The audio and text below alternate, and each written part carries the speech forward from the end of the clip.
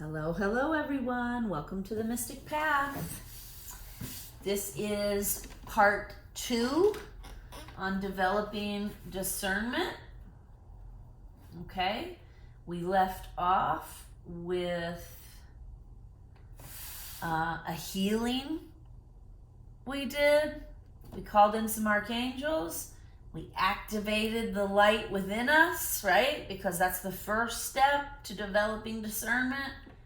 Turning that light within us on, getting empowered, connecting to the self, right?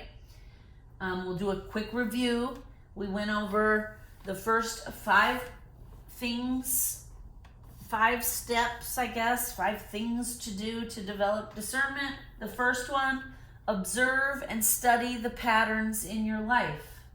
The second one, do not take things at face value. The third one, be sure to pause and reflect. Take the time necessary to pause and reflect. Number 4, pay attention to the red flags. They are warnings. Number 5, have your own set of codes, morals, or values to measure yourself by. Okay, that's a quick recap. Now, let's go through the next 6, and then I'm feeling called to pull one of these language of light cards. Interesting, right? Shine on with a big light. This one says turn on your light, and then I did not, when I sat down to do these videos, just so you know, I did not even have this deck out, and my intuition kept saying, get the language light deck, the light, or whatever it's called, the secret, my apologies to the authors. The secret language of light, transmissions from your soul, okay? And I felt called to go get it. Like, it was in the other room, and like I started this video 3 times before part 1 I started 3 times before I got going, because I kept forgetting, like, oh, they wanted me to get this, they wanted me to get that, right? And then this was one of the things. So I just find it interesting that the 2 cards we pulled in part 1 both have to do with turning that light within yourself on, connecting with your intuition, empowering yourself, okay? And then at the end, they want me to pull guidance from the secret language of light deck. All right? I mean, there are no accidents here. Okay? All right, let's get on. Number 6. Do not outsource your power. Okay? Do not give your power away to someone else. Do not let them manipulate you. Do not let them control you. My apologies for the sirens. There are some sirens. It's the second fire truck I saw today. Okay. Okay. Do not outsource your power. Do not give your power away to someone else. Do not let someone else make decisions for you or push you in a direction you do not want to go, right? Connect to your light. Turn that light on. Stand in your own power. Make your own choices. Learn your own lessons. All right? Number 7, learn from our mistakes. All right? The best way to develop discernment is to not keep repeating the same mistakes over and over and over again, right? When you fall down because of a challenge or an obstacle or a misstep or a mistake or whatever it is, get back up with a good attitude and be like, okay, what can I learn from this? How can I make this not happen again? Right? Okay? So learning from our mistakes, very, very important, right? Otherwise, and this goes back to the very first step, which is observe and study the patterns in your life. All right? If you're not learning from your mistakes, then you're probably just repeating the same pattern over and over again. Okay? So those two things go hand in hand. Once you start observing and you see, oh, I'm just repeating the same thing over and over again, that's the first step to learning from that mistake so that you don't do it again. And that's called integration. When you've mastered something that you don't keep repeating it in that loop, that's called integration. That's what we're all here to do, is to integrate our shadow, right?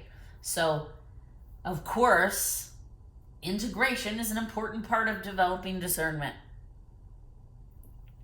Because you're not going to grow and evolve if you're not learning anything as you go through the journey. All right? Number 8, there is no such thing as a free lunch. Okay? There is no such thing as a free lunch. I have a story to tell in regards to this. This happened to me recently. I run a business. I have for many years now.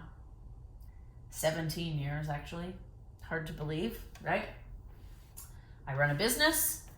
I have been doing it long enough that I kind of know how it goes, right? I kind of know the process, how it usually goes when I meet a client. Like, I meet a client, we meet, we discuss the project, we see if we have similar ideas and we're in alignment, our energy works well together. We decide to commit to working with each other, right? Then there's a contract that I prepare and send. Then the client sits with the contract and then decides to sign it or not sign it. During that time, there will be some negotiation back and forth over price, right? And then when we land on a price, they sign the contract, we move forward with the project, and then I work on ideas, and then they go to the client, we collaborate, I make changes, we adapt it based on their feedback, right? And then it takes a month or so of this design process back and forth to get a finalized, solid, finished product everybody's happy with, that's approved, and then it goes out into the world. All right? That's the process. Give or take. Sometimes there's a little bit of differences, but for the most part, that's the process. Recently, earlier this year, I had someone that I've never met before contact me about illustration work, which I do illustration. So, okay. Contacted me via email. I've never met this person. They're not a referral. They're like, I have this project. I'm inviting illustrators to bid on this project. Please let me know if you're interested. Okay? So I respond back. I'm interested. Send me the details. I'll send you a proposal. Immediately, within 2 seconds, they respond back with all these details, several pages in an email. I read it. I go through it all. I just quickly put together a rough number in my head because I've learned in this process with clients, sometimes clients don't realize how much things cost, right? And so they'll send you something that's going to be like a $50,000 project, and they're like, my budget's $2,000, right? So I've learned in this process that before we get really into the nitty gritty of a solid quote, I'll say to them, what you're talking about here will probably be in the ballpark between 40 and 50 grand, whatever. And then they'll say, oh, way out of my budget, I can't do this, thanks for letting me know. Or they'll be like, oh yeah, that's it, within my budget, and that makes sense, this is a lot of work, right? Okay, so this project that came in, like I said, they were very responsive, they responded quickly, here are the details. I just kind of read through all the details, and so I just responded back, and they said, by the way, when they sent all the details, they said, my budget is around $7,000. And I went over everything quickly. I emailed them back, and I said, I just wanted to give you a quick email. This is not an official quote or estimate, but I just wanted to make you aware what you're asking for in the email is going to go way over your budget of $7,000. it's going to be more in the $10,000 to $11,000 range. And so then I was like, if this still is within your budget and you would like to move forward, please let me know. And literally, I don't even know how the person read the email, because within a few minutes of sending the email, they responded back immediately and they were like, great, this is great. We want to use you. Let's get started. We'll cut you a check now for $11,000. And I was like, whoa, right? Part of me, of course, is like, who doesn't want a free check for $11,000? But because I've had this business for 17 years and I've never had anyone who has not met me or known me already because I've done work for them just cut me a check for the full amount before I've even done any work, before there's even a contract. And so immediately what happened? That let off red flags to me. What step is the red flags? Number 4. So the first thing I was like, okay, there's a bunch of red flags here. This is not right. So then I respond back and I'm like, well, we're going to need to have a contract first. He's like, send a contract. I'll sign it right now. Again, this is not how it normally works. And this is not how, if you're going to go into business with somebody, you should not just sign a contract immediately. You should read the contract fully. Make sure you agree to all the terms, right? If you don't, you negotiate, right? So because I've had my business for 17 years, I knew that like, this is not going the way it normally goes. And this feels too good to be true, because I've never had a client I've never worked with before, want to pay me in full before I'd even done any work at all. That, to me, was too good to be true. And it turned out, after doing some research on the internet, that that's a scam that's going around to illustrators. Because what happens is, somebody young who hasn't been doing this long enough jumps right on it. They overnight them a check. Then the person deposits the check, and then they immediately start demanding the money, like the next day. I made a mistake. You lied. I need all that money back. Well, I read online, this happened to one designer. Thank goodness it was only like a $500 project. They sent them a $500 check overnight. The next day, the person put it in their account.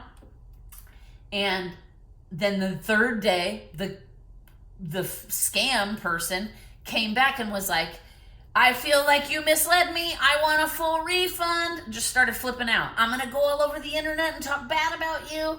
And so then the illustrator felt freaked out, of course, and was like, okay, I'll give you the $500 back right now. Let me, and they like wired it right over, like cash apped it right over or whatever.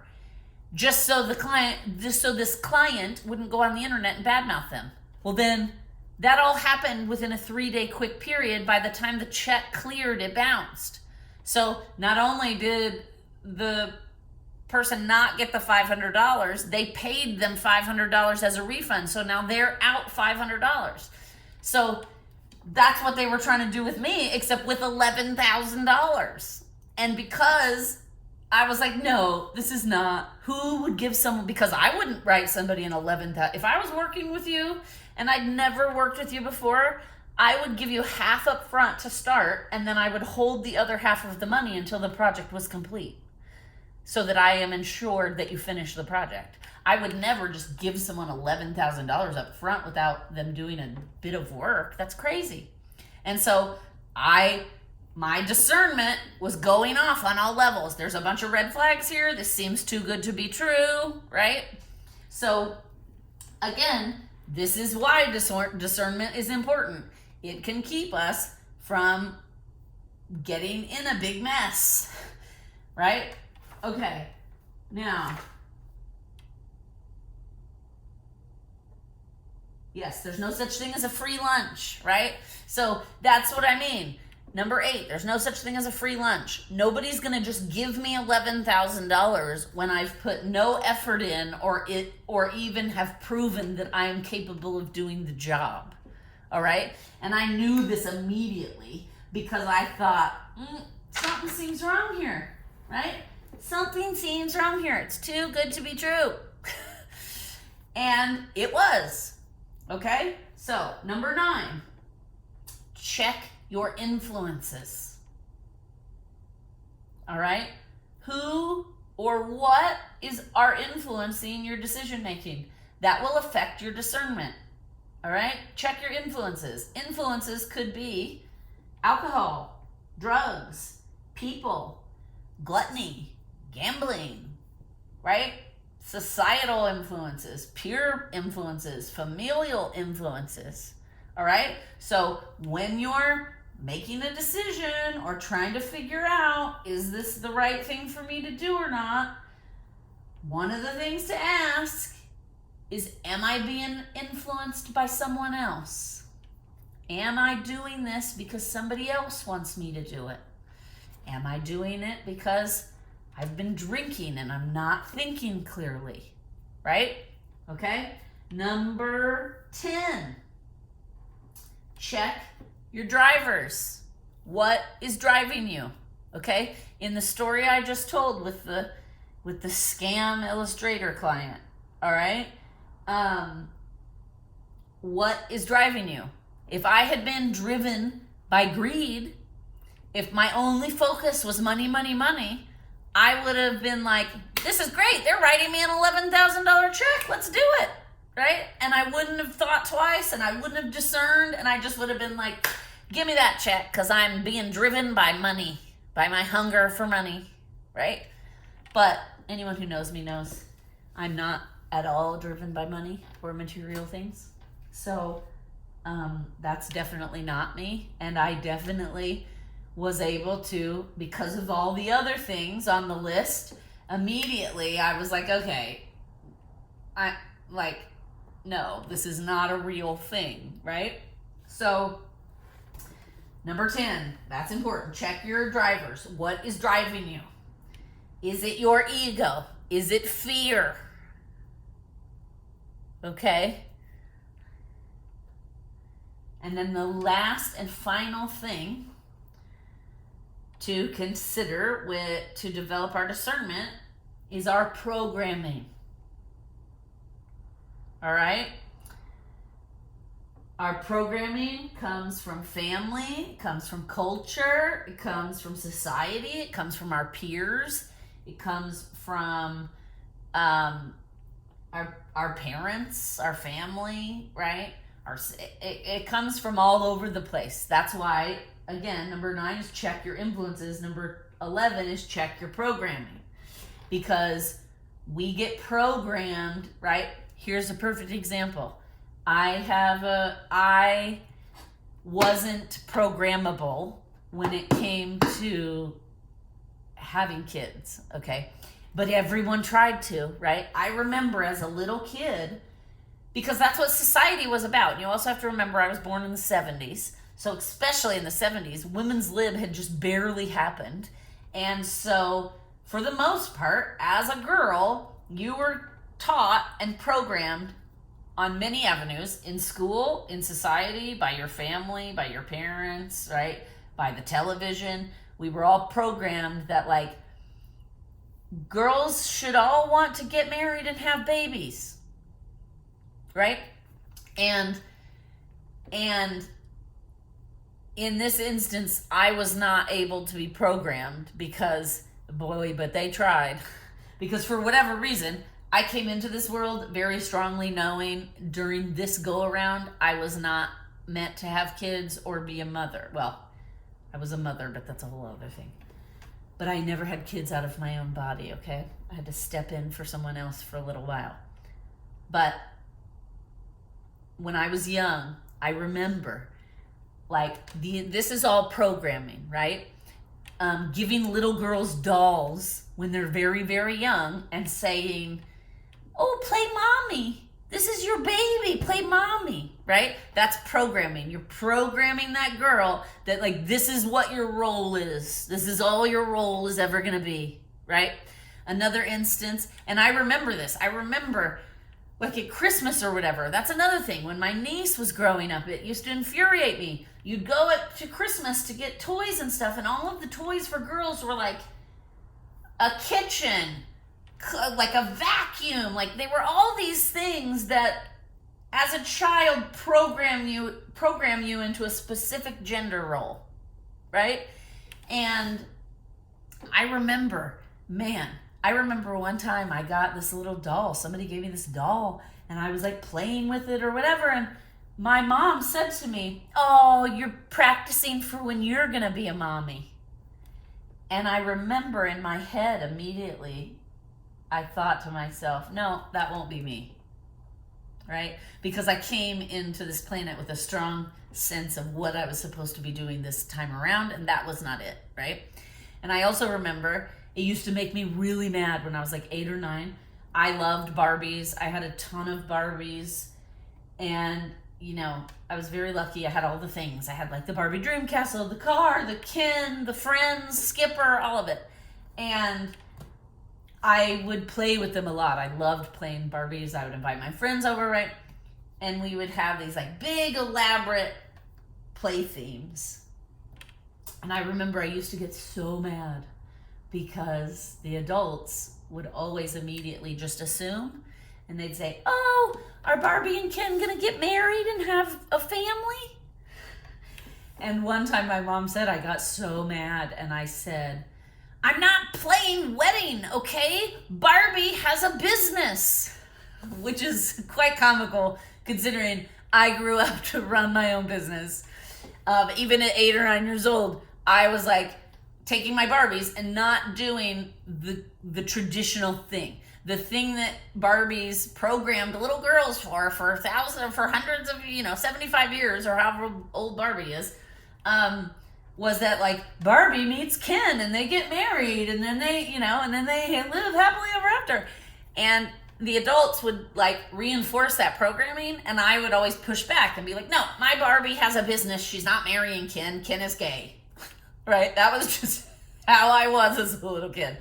So that's what I'm talking about. Like, there is programming that happens to us from all sides. And we as adults have to stop and ask ourselves, is this something I really want? Or am I doing it because I've been told my whole life it's what I'm supposed to do? Okay? Earlier I said I had to step into a situation in my life and be a mom.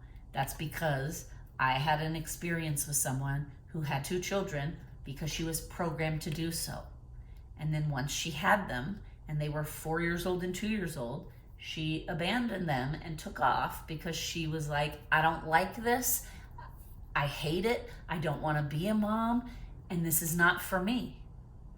And so luckily for her, I was able to step in and take over for a while until, it's a big long story, but we were able to get her into therapy and to get her some help, and we were able to reunify that family. However, that's what I'm talking about. She never had, I was like, "Why did you have kids?" Like when it was happening, I was just baffled because I was like, because I made a choice not to have kids, and here I was dealing with 2 kids under the age of 5 just because I felt like it was the right thing to do, right? Because these kids would have been like abandoned on a horrible, like at a fire station or something horrible. So and they're my flesh and blood to some degree, so I didn't want that to happen. So I stepped in, and then we kind of, as a family, surrounded the person and got her into therapy and got her dealing with some of the things that were making her want to run away.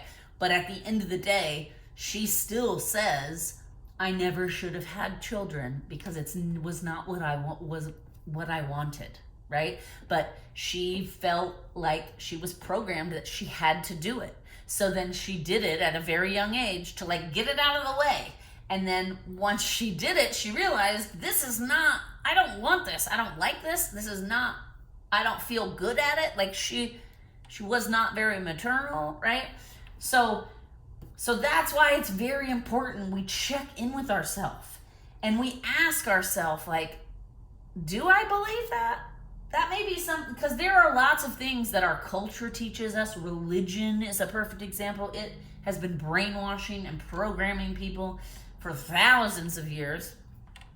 And, this is why it's very important. We have to develop our own discernment, and we have to be able to ask ourselves the hard questions. Is this something I want to do for me because I'm passionate about it, or I feel like it's my soul's path or my mission?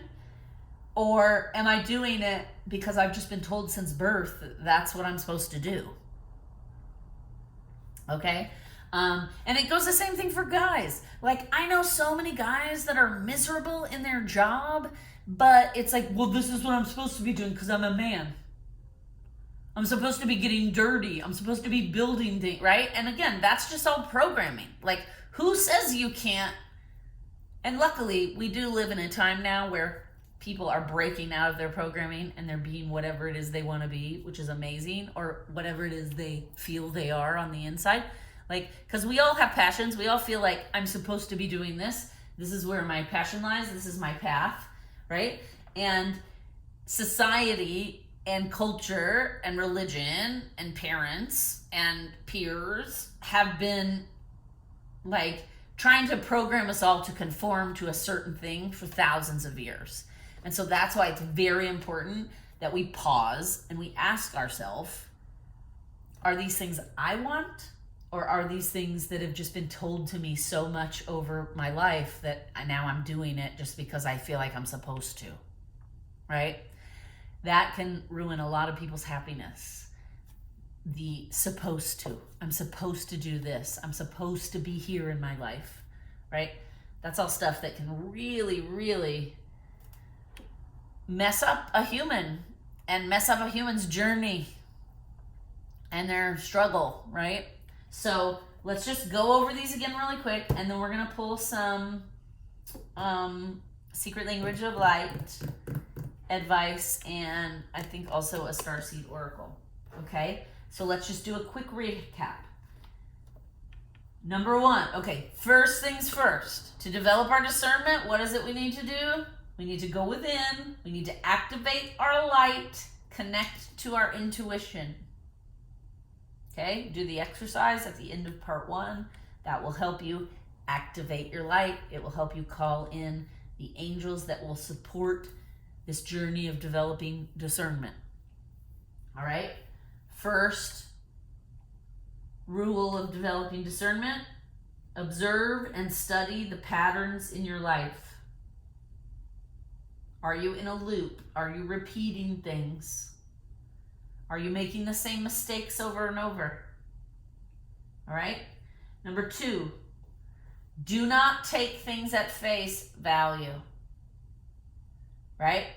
If it seems too good to be true, it's probably too good to be true.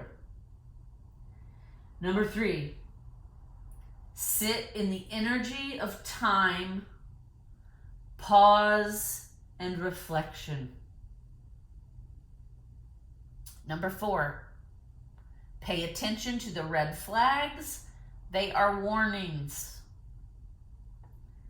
Number 5, have a set of codes, values, or morals to measure yourself against.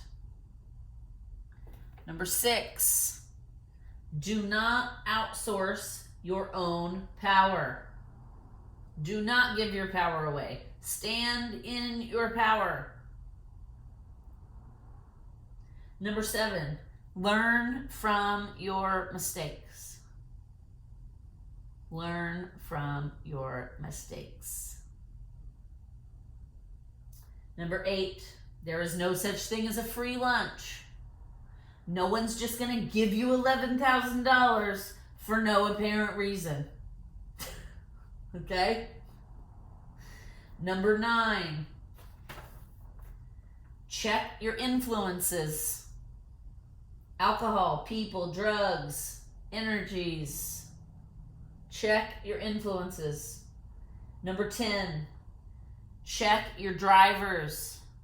What is driving you? Is your ego too much in control? And then number 11, check your programming.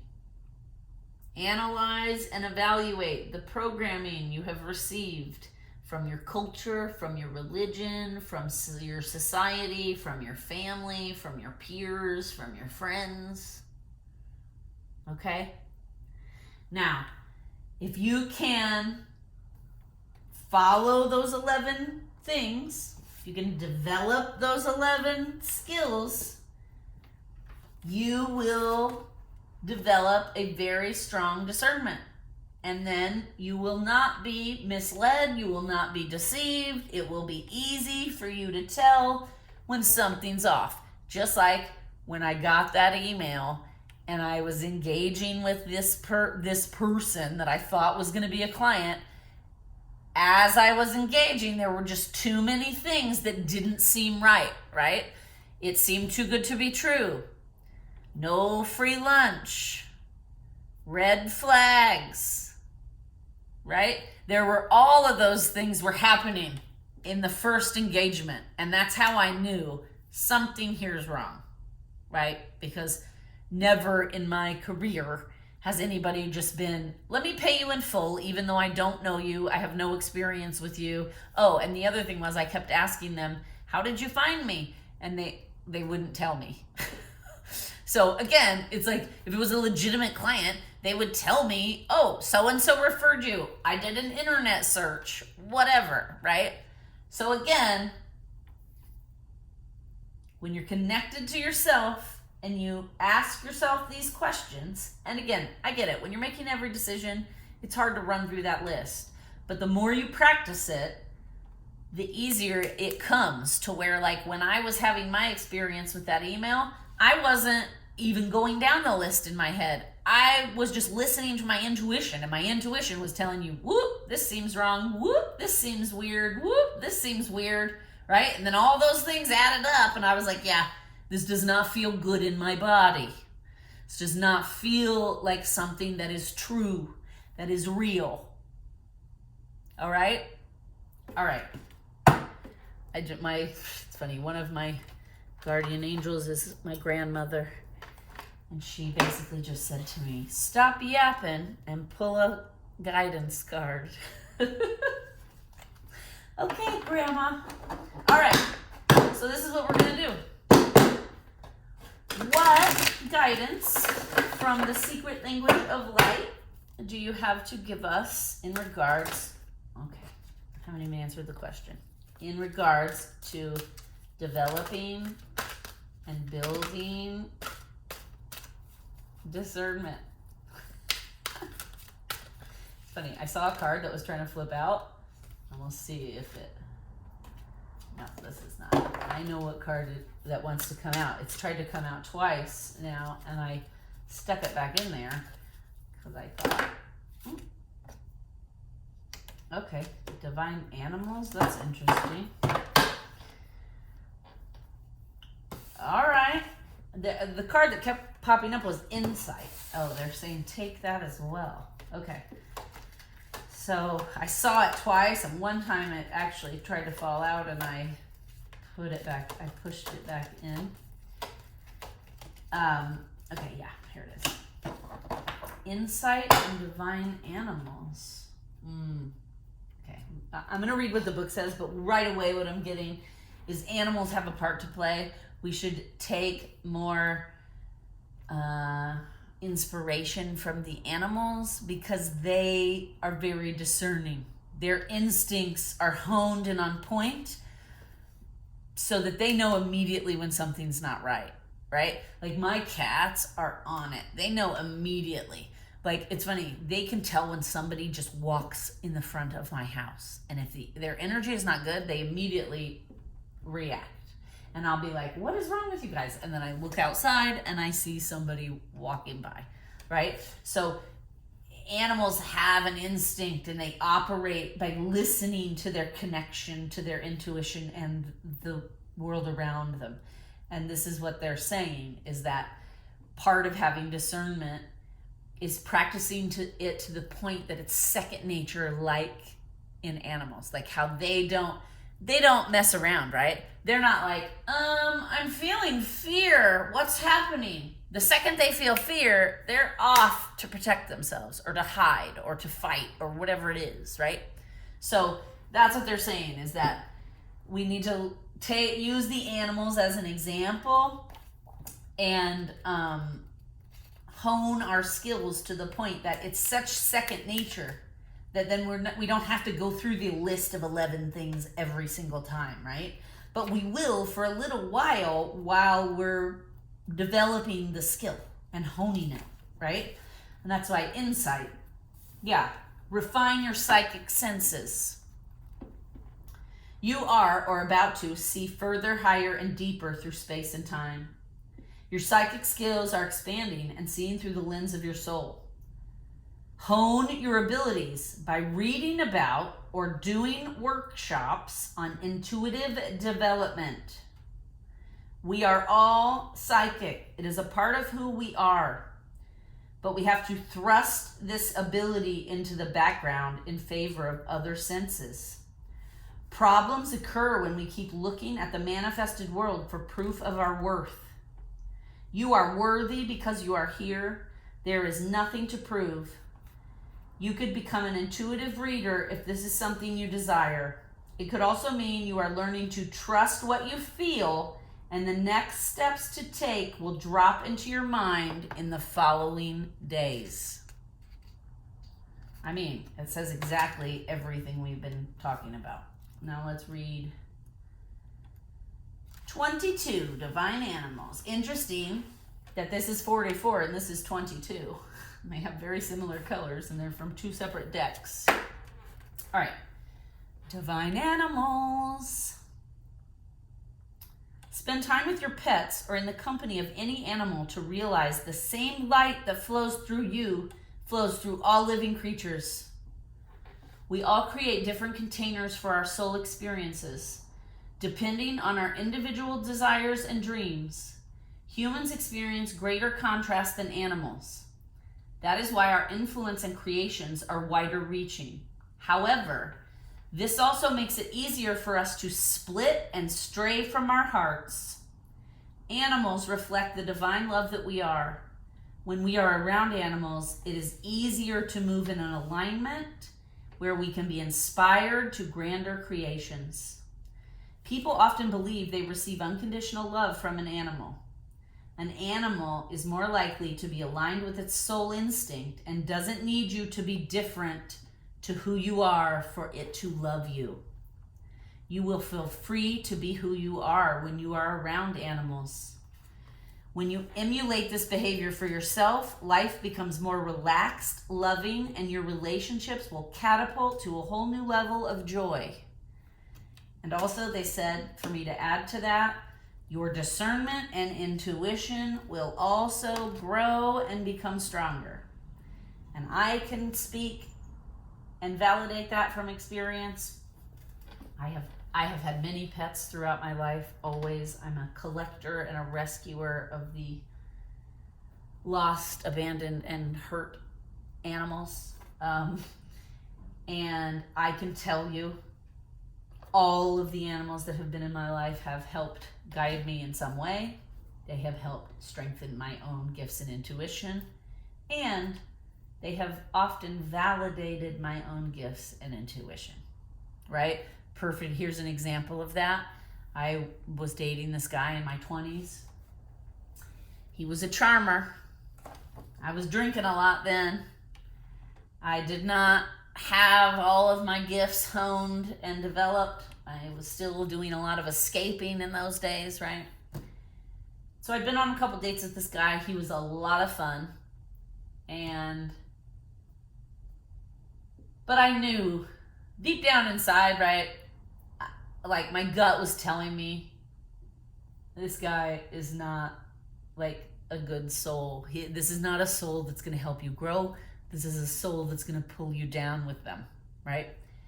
But he was so fun and charming, and he paid me a lot of attention that I wasn't used to getting. And so I was like dragging my feet, right?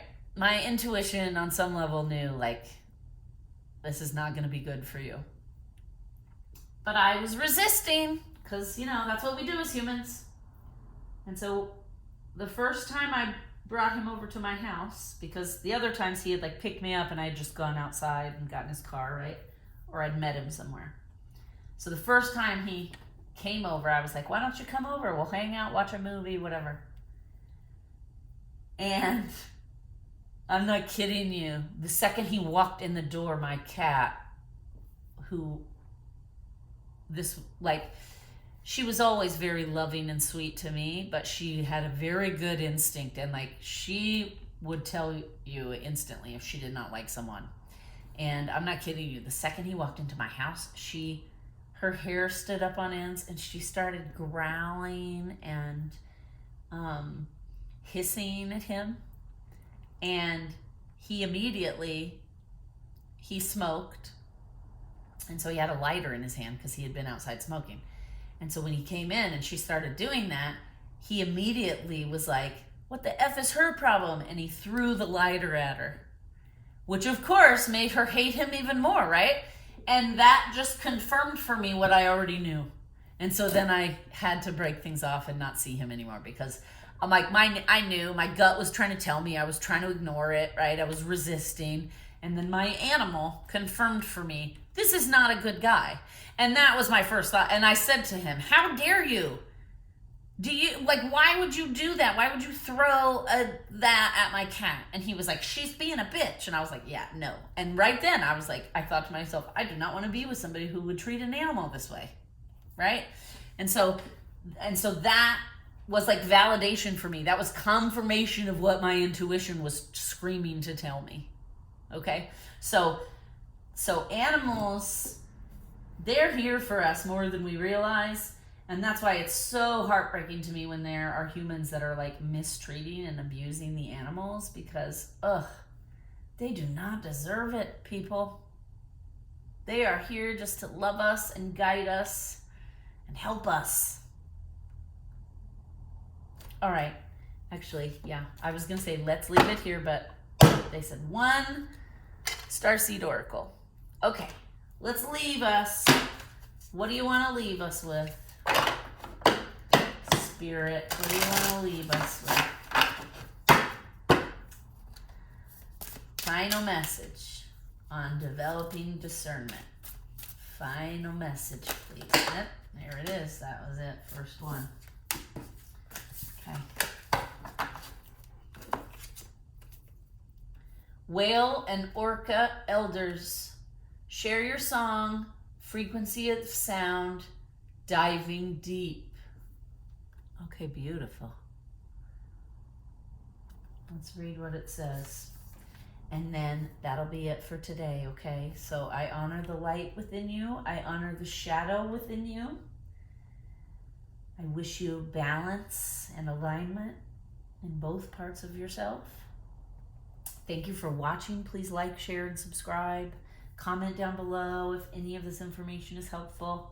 And let's read this final message. Okay, whale and orca elders. Here it is. The whale and orca elders are benevolent cosmic beings here to anchor a frequency of love onto the planet, to harmonize it with their song. As they weave around the oceans, they do so much more than any of us know. Their physical presence affects Earth's magnetic field, and their harmonics call us to wake up and remember our own soul song. Looking into the eye of a whale is something you'll never forget. Whales can see into your very being, and in an instant, you are changed forever. They see beyond the physical, the wounding, the identity, the personality, the story. They see right into your soul. If you pull this card, you're being called to surrender to your deepest truth and share it with potency. To bow to who you truly are, to stretch your heart wide enough to hold it all, to leave your fears, doubts, and baggage at the door, to question any part of you that does not feel good enough. The whale and orca elders want you to give others the privilege of seeing who you truly are, and for you to see the same in other beings. To drop your hang-ups and personality flaws, and to get busy revealing the unique note your soul came here to sing. Allow the song that echoes in the four chambers of your heart to emanate in all four directions. Peel back the layers of suffering and pain and reveal to others your soul's true song. And endeavor to see the soul of all of those you meet.